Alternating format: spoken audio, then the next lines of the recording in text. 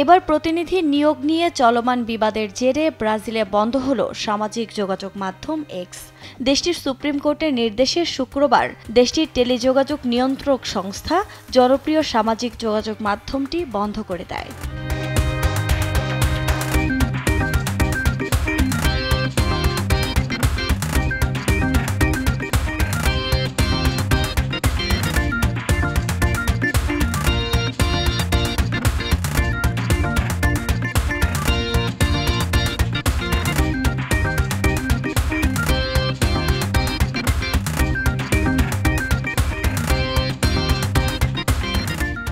আদেশে ব্রাজিলের বিচারপতি আলেকজান্দ্রে ডি মোরায়েসে আরও বলেন, যতক্ষণ পর্যন্ত এক্স আদালতের সব আদেশ মেনে চলবে এবং বিদ্যমান ৩০ লাখ মার্কিন ডলার জরিমানা প্রদান করবে না, ততক্ষণ পর্যন্ত প্ল্যাটফর্মটির কার্যক্রম সম্পূর্ণ স্থগিত থাকবে।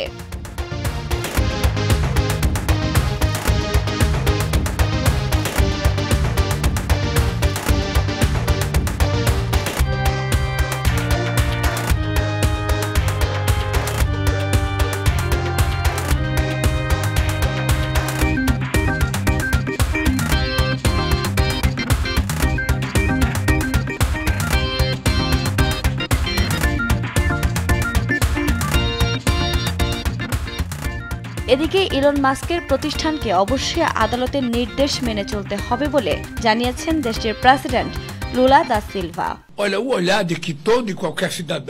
আমাদের দেশে নিয়োগ করা বিশ্বের যে কোনো প্রান্তের প্রতিটি নাগরিক ব্রাজিলের সংবিধান এবং আইনের অধীনে।